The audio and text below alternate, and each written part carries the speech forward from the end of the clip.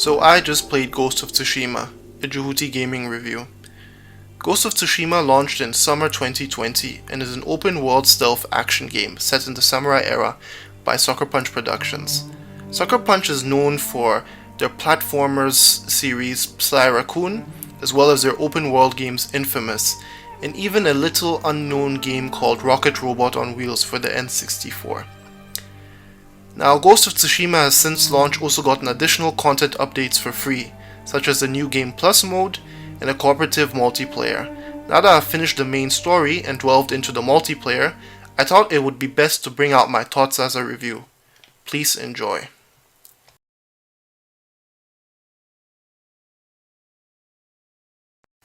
The tale of Tsushima takes place in the late 13th century.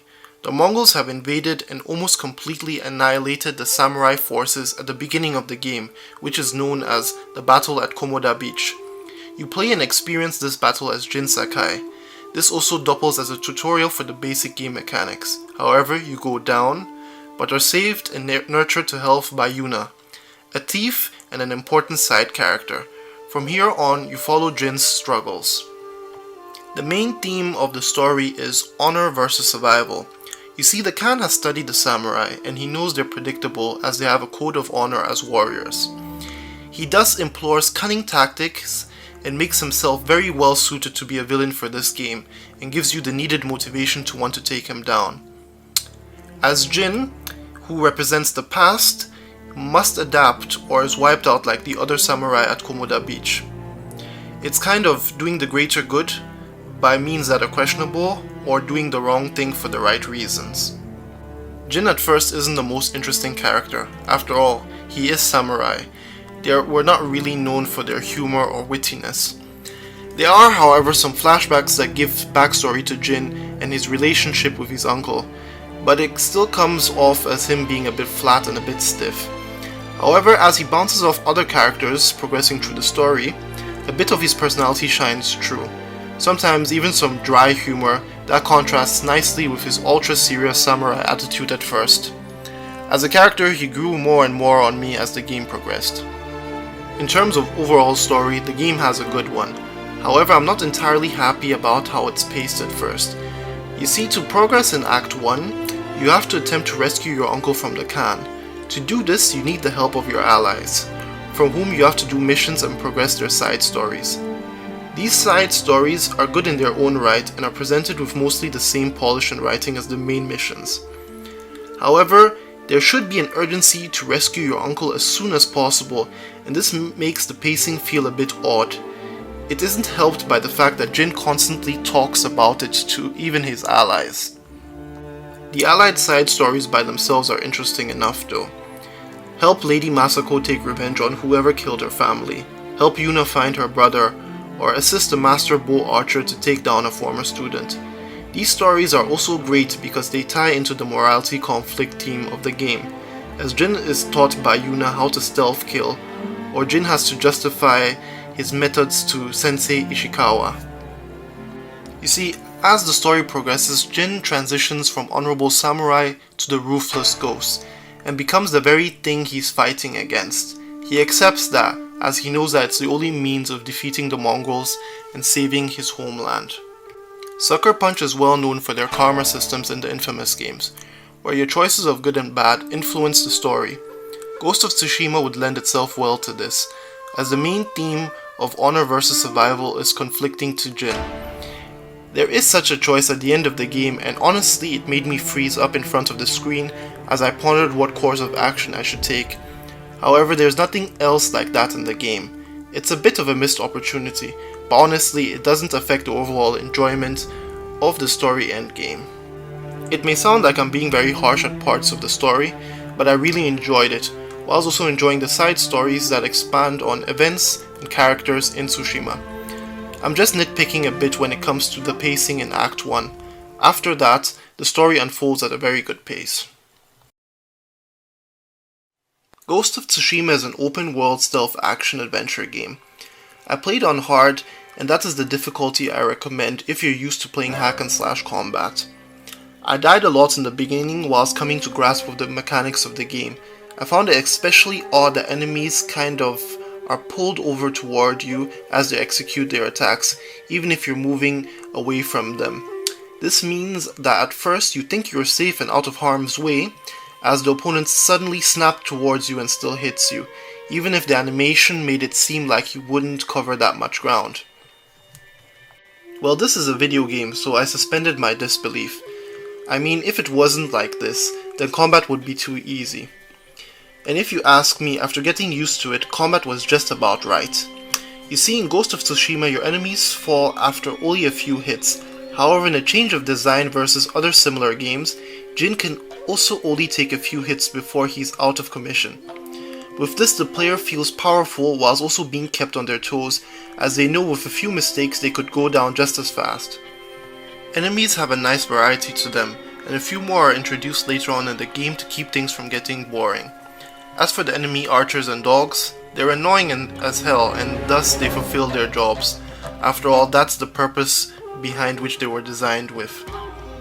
In terms of boss fights, I haven't had so much fun in a while. Nowadays, developers are reluctant to make boss battles hard, so they're either non-existent or pretty basic, like you were just fighting a somewhat stronger regular enemy. Bosses in Ghost of Tsushima had me adapting and learning patterns like I was playing a late 90s game, of course in a good way. It also helps that there are different boss types, from mini-bosses in forms of generals, optional mid-bosses like the Ronin, introduced in Act 2, and of course the side story and main story bosses. For me, this really showed when I came up to a boss at the Battle of Yarikawa halfway through the game, which beat me multiple times, but no matter how many times I lost, I was more than motivated to best him eventually.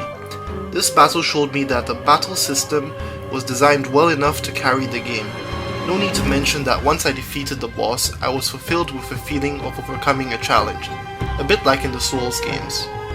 As you progress, you unlock new sword stances to help you fight more effectively against certain types of opponents, by observing or defeating mongrel captains at strongholds. You also earn skill points that you can put into new sword skills, but you can also unlock more ghost abilities. The morality conflict theme is also carried over here. At first, I always sought out honorable fights with standoffs. By the time I was halfway through the game, my ghost abilities had become so good that I didn't see any reason to fight honorably. I would rather thin out the herd from the shadows of the tall grass. Even in battle, I would rely more on the smoke and kunai perks of the ghost. You don't just fight mongrels. Tsushima is in a state of chaos due to the mongrel invasion. This brings about people that may want to exploit the situation, such as bandits or even samurai and ronin who have betrayed Tsushima and decided to side with the mongrels. This being an open world game, you have many objective markers on your main map. The game, however, makes away with the traditional mini-map and has you following gusts of wind to lead you to your destinations. Of course, there's the main map with all the markers if you so desire. These markers range from the main story quests and side missions as already mentioned, but it also has other ones such as bamboo cutting. This was interesting enough, it was kind of like a quick time event with memorization. There are also Torii gates, which are kind of like a parkour challenge for you to see how well you can navigate. Natural hot springs give you more max health and a bit of insight on Jin's background, as you can choose what to reflect on. Haikus, on the other hand, have you composing Japanese short form poetry. The game also has you following birds and foxes to a shrine with a little reward. And yes, you can pet the fox. I thought these types of markers, honestly, were a bit too many. A few less shrines wouldn't have hurt the game at all. There is one more form of stories though, and it's optional for the open world. These are called mystical tales. These are self-contained side missions that have Jin following up on a tale that mostly ends in an epic showdown and has some great reward for completing it. I really enjoyed these. They are very different from one another, both thematically and how the missions are laid out. Overall, there's enough in the world to get you to explore and sink time into if you want to. If you haven't been able to tell, Ghost of Tsushima is a very visually captivating game. Landscapes stretch out far and wide, with each island also having their own distinctive visual makeup. Ghost of Tsushima runs at a resolution of full HD on base PS4. On the enhanced Pro model, the game can be said to run at checkerboarded 4K. Even on a 1080p screen, this is the way to go, as you get a better image through the super sampled 4K. The only downside about the game is that it runs at 30 frames per second.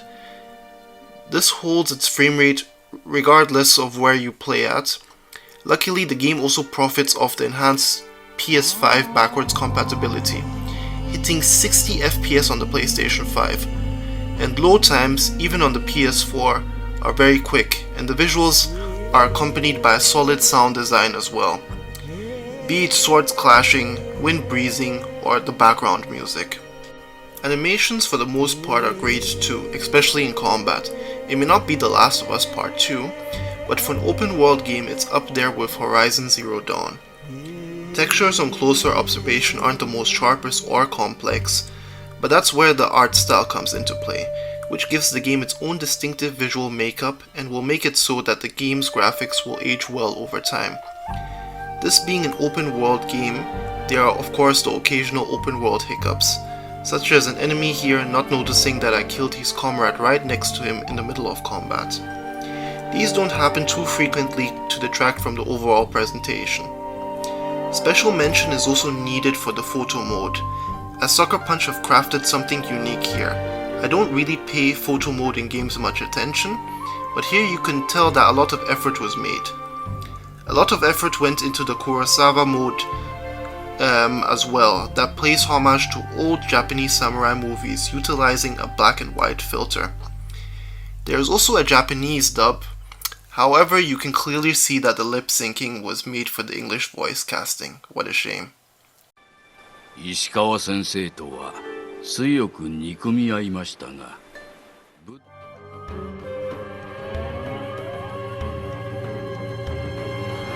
The multiplayer deserves its own mention here. What was later added to the base game was free cooperative online functionality with up to 3 other players joining you. It's made up of 10 story missions for 2 players. These have their own little storyline complete with narration and changing scenery. Then you have survival that consists of 4 maps for 4 players where you defend 3 points from waves of enemy hordes. Lastly, you have the raids, and those are reserved for the players that want a real challenge and are coordinated enough. To complete these tasks, you have the choice of 4 different warrior classes: the samurai, the archer, the assassin, and last but not least, the ronin. These are very distinct from one another, but build off the single player foundation of playing as Jin Sakai. As you level up, you can acquire more skills for each class to keep things interesting and create a part of the gameplay loop. The other part of that loop is the loot system, always giving you something fresh to equip and arm up your character.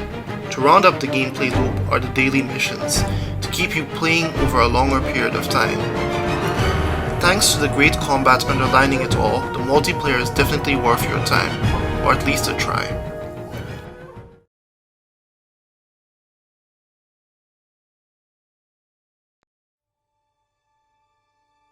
Ghost of Tsushima is definitely my personal pick for 2020. Is it perfect? Not at all. It stumbles into some of the open world issues that other AAA developers have been doing for a while. But what Sucker Punch have created here is exceptional in itself. A combat system that is challenging enough to keep you engaged, even through some of the repetitive segments, while still being a combat system that is accessible enough for the casual players. The world is vibrant and fun to explore, whilst also having interesting stories to tell. The multiplayer is also worth your time, with its loot and gameplay loop, especially with a couple of friends. Ghost of Tsushima is available for PlayStation 4 and also runs enhanced on the PlayStation 5 via backwards compatibility.